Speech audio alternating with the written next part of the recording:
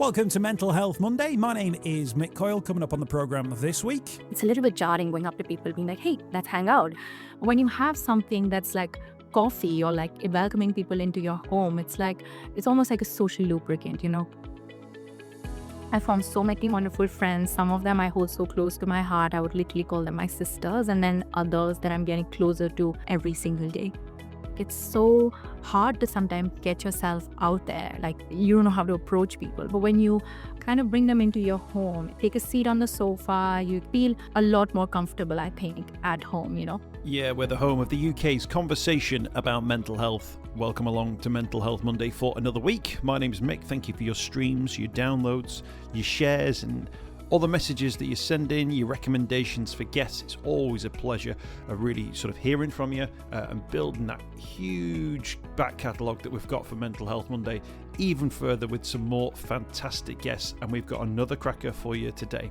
I'm kind of aware that as this podcast goes out, we're heading towards the Christmas season, and I'm kind of aware that for a lot of people Christmas is their favourite time of the year, but also for many people Christmas is a really difficult time of year, and that can be to do with grief, that can be to do with things like anxiety, a whole host of other things that can impact your life at this time of year, but also loneliness. And actually loneliness is where we're going to take a look this week, because there's a new survey which is out looking at the fact that actually 2/3 of us will actually experience loneliness in our daily lives at any point. That's a lot of people who experience and feel lonely. Around 1 in 5 say they have no friends or not enough friends to be able to come around and take away some of that feeling.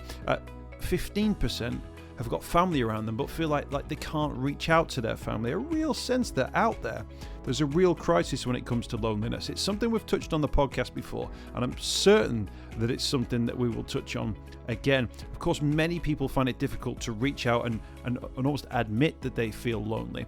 And hopefully through this conversation, we'll get a sense of maybe what are those steps that you can take to maybe approach loneliness in a slightly different way, or to think about how you see your place within a group or a community and take some steps which put you into a better place to make friends, to look out for yourself, and to build those connections that maybe you don't feel that you've got at the moment. Somebody who is in that exact place is Ananya Sharma. Now, Ananya arrived from India into London. When she arrived there, she didn't know anyone and she didn't have any friends, but she did something really, really incredible. She opened the doors of her own home and turned it into a cafe, a home cafe, bringing people in, connecting with people on social media, and then inviting them round.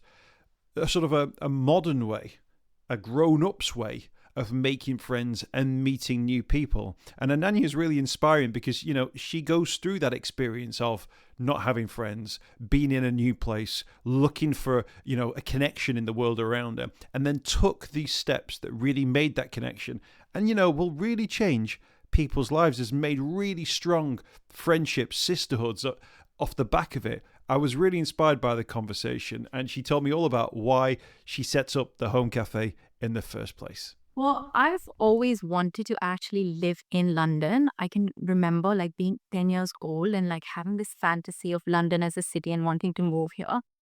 So when I first moved here, it was so exciting. I would just take these walks along central London, being I can't believe I live here. And also living in London allows me so many opportunities that I've always dreamt of. So it was so exciting moving here. But as is with any big transition in your life, it did come with a little bit of loneliness. And that's why I wanted to kind of turn that loneliness into something more productive. And use that to kind of make new connections, make new friends. And that's when I came up with the idea of the Home Cafe. London's a wonderful place. Everyone who gets time to spend in London often has a fantastic time. At what point for you was it that you realised that there was a hidden story of London, and then it was a hidden story of loneliness, not just for yourself, but for other people as well? When I first moved here, I came here for work, and like myself, I know there's a lot of people who move here for new opportunities, new jobs, even for education, and that means leaving behind your family, your friends, and just life as you know it. And I quickly realized that, yeah, I might be dealing with these feelings of loneliness, even fear of going out and making new friends, and even a little bit of embarrassment around that. But there are so many others exactly like me. And that actually was a really comforting feeling. And that's why I was like, why didn't I do something to not only combat my own loneliness, but others like myself? It's a little bit jarring going up to people being like, hey, let's hang out. When you have something that's like coffee or like welcoming people into your home, it's almost like a social lubricant. Intimate conversations flow, you just feel more at ease and more comfortable. And very quickly when I realized, when I landed in London, I was like, this city loves a good coffee and pastry. That's what they need. And yeah, the home cafe was able to I was able to have people over and talk over a warm beverage. And yeah, it's been wonderful since then. And connecting with people over that, I've just realized that we're all kind of in the same boat. We all move here, um, kind of lonely, like kind of by ourselves, and always looking to like go out and make new friends. And yeah, that's why I started the home cafe, and I got this incredible, overwhelming response. 30,000 people saw it, and since then I've had like 500 people, over 500 people, reach out wanting to be friends, and that just goes to show that people here, like Londoners, are so open to forming connections. And I formed so many wonderful friends. Some of them I hold so close to my heart. I would literally call them my sisters. And then others that I'm getting closer to every single day. And the plan is to keep going and make it bigger, better, have more people come in and give them the opportunity to have great cafe quality coffee at home, but also form these incredible connections that they can come back to. There's a difference, isn't there, to organizing an event at a coffee shop or in a cake shop or something like that, and what you did, because you said, "Come into my house." That's a very different thing, and I would say that there'd be a lot of people who would, even if they had a great idea that they wanted to bring people together, something would stop them from opening the doors literally of their home. There'd be maybe safety. What was it for you that made you think, "You know what? This is fine. This is gonna be okay. I'm gonna do this, and this is completely normal." No, I definitely dealt with those questions. I was like, oh, is it even safe? So I like as a precaution to myself, I would try to get to know them a little bit more before, like through message, for example, talk to them a little bit more. And most of them came with like pure great intentions, so I felt very much at ease. But the reason why I wanted to welcome them into my home as opposed to holding like an event is because, again, like it's so hard to sometimes get yourself out there, like go up to an event. It's a little bit more high stakes, so like, you know you don't know how to approach people. But when you kind of bring them into your home, it's more stripped down. It's more comfortable. You can take a seat on the sofa. You can you just feel a lot more comfortable, I think, at home. So that's why I wanted to have people come at home and like host this home cafe, because we all have that thing in common. We all love coffee. We love a sweet treat.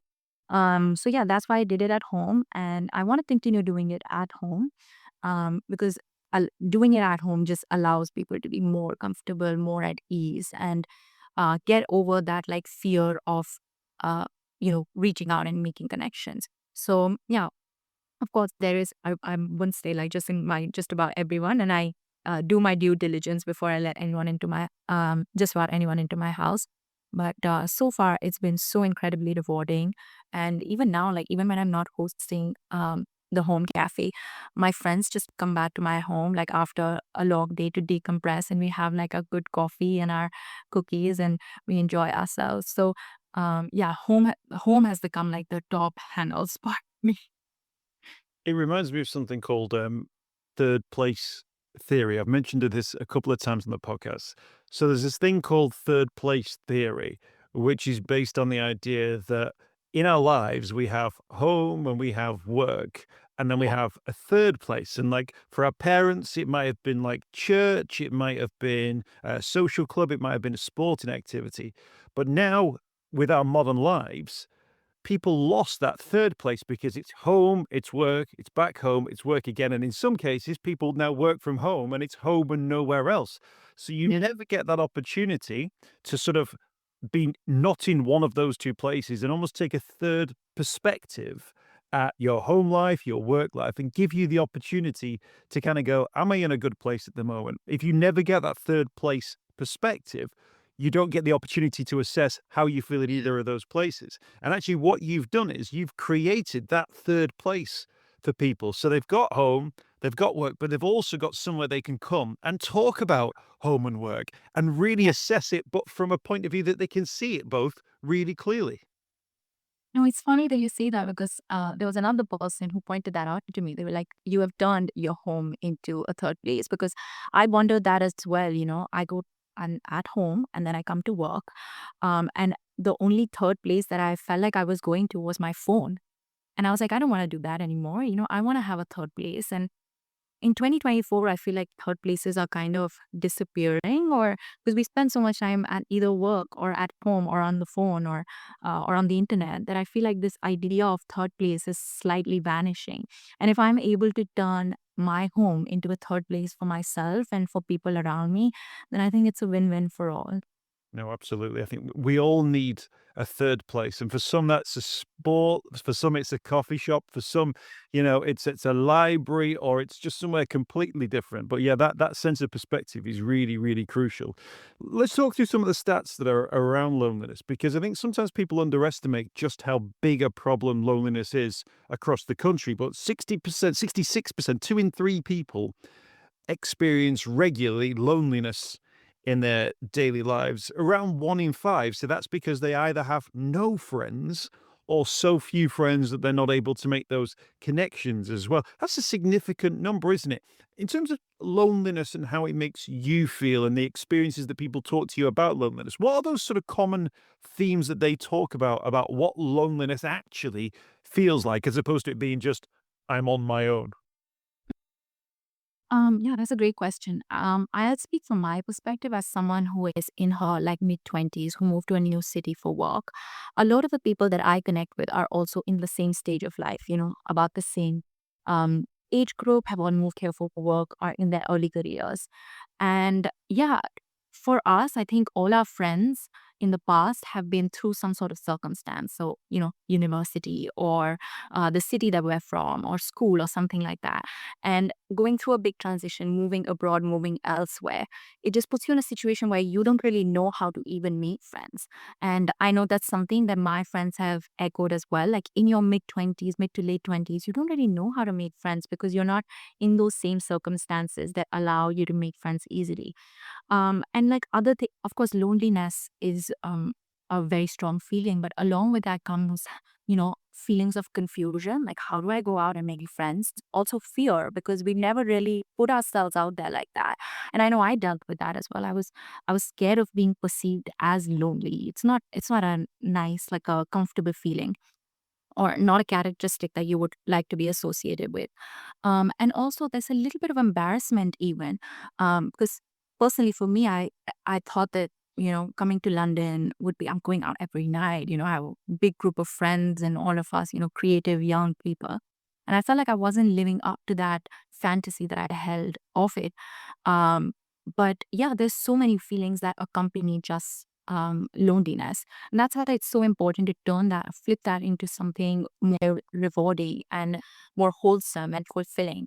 And yeah, the home cafe is just one of the ways that I was able to do that. And I still meet my friends that I met like through my first home cafe from time to time. And like earlier, it was just like a small thing, on a little dining table. And I'm serving like instant coffee. And now I have this like serving like frappuccinos and lattes, and the conversations are just getting better and better. But yeah, I like there's not just when you feel lonely, you don't just feel lonely, you feel a lot of other feelings as well. But I think so many people feel that. So many people are familiar with that feeling. And once we're able to kind of get over that fear of reaching out, fear of being perceived as lonely, that's when the most meaningful conversations come. I was talking about this subject earlier this year. We were talking about men in particular who struggle with loneliness, but find it quite difficult to talk about, have lost friends, moved away, and so on and so forth. And we joked at the time that, when we were at school, we'd pick up a football and run into a group of kids, and then that would be they were your friends. Like but Exactly. as a grown up, if you show up at the five-a-side and just walk out and start playing, people start saying, "Who are you? What do you want?" It's quite hard to have those conversations. And it was interesting to hear that you've almost got to you've done it obviously in the most natural way you can with coffee, but you've got it's okay, isn't it, to force those environments, to create those situations where friends or you can make friends. And that was one of the take homes from the conversation that I had previously. Like, go and find places where people are doing the things that you like. Naturally, you'll start to, bring people together. You talk about coffee. Coffee's a great example, isn't it? Of like, if you're giving out coffee, people are going to want coffee. They're going to come for coffee because coffee's fantastic. It's really important, isn't it? To almost, you've got to push yourself out of that comfort zone a little bit to put yourself in that environment where those people can almost be almost magnetized to you. No, I totally agree. Like what you said about like finding things in common. And that's why I used coffee as that medium. Because I was like, "Ugh, I'm not the biggest runner. I don't like, do a sport. I don't know if I don't have a church nearby to go to or things like that. So I was like, why don't I use coffee? Because I mean, there's cafes everywhere. I walk down the road, there's like 3 out of 5 people who are carrying a coffee cup, right? So that's why I used coffee as that vehicle to make friends, to form connections over. And as humans, we're social beings. So once you find one thing in common, it's more than likely that you have way more things in common than just that. But having that little one thing in common really helps to discover more about the other person. So yeah, my medium is coffee, and I think it's worked amazingly for me, and that's what I'll encourage others to do as well. If you don't like coffee, if you're more of a tea drinker, go ahead. If you're like a sporty person, if you have like a hobby, just find something in common and pursue that. I'm going to ask you about your home cafe plans for Christmas. Busy time of the year, of course, and people sometimes feel loneliness. Christmas is a time of year where people naturally think about family members, maybe those that they've lost. The survey finds that 1 in 5 people are reminded at Christmas of lost loved ones. Even in a room full of other family members, there's a sense of loneliness that you can feel that maybe that those personal connections are lost. But also, I thought it was particularly interesting at this time of the year where you're seeing people organizing events or that there are Christmas parties happening or you're aware that events are happening. And sometimes people feel, and actually it's a great stat this is that 1 in 3 people appreciate it when people reach out first. So sometimes people even themselves don't want to organize it or be that one. They like the idea that somebody else will reach out to them. Somebody else will think of them and think, let's do something. 1 in 3 again, don't reach out themselves because they feel either embarrassed to or they're presuming that nobody wants to hang around with them as well. This time of year when all the adverts of people having parties and their dinner parties and Christmas dinner and all that kind of stuff, it is a time of year where people will find that thing of like, well, who are my friends? Where are we going? Is anyone going to call me? Should I be the one who calls our group Yeah. and organizes something? And we'd all like to think that, yeah, we'll round everybody, we'll get everyone together. But if that doesn't happen, then those conversations don't take place. Those meetings don't take place. You end up in January and you think, well, where did everyone go?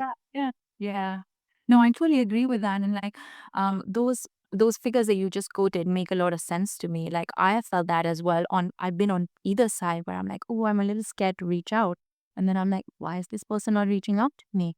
But I guess with Christmas and this season, Christmas also comes with the cold and the days being shorter and like everything being cold and frigid and dark and gloomy. So, I mean, the one thing I would say is like, I would just encourage people to be the one to reach out. I mean, a dialogue is two people.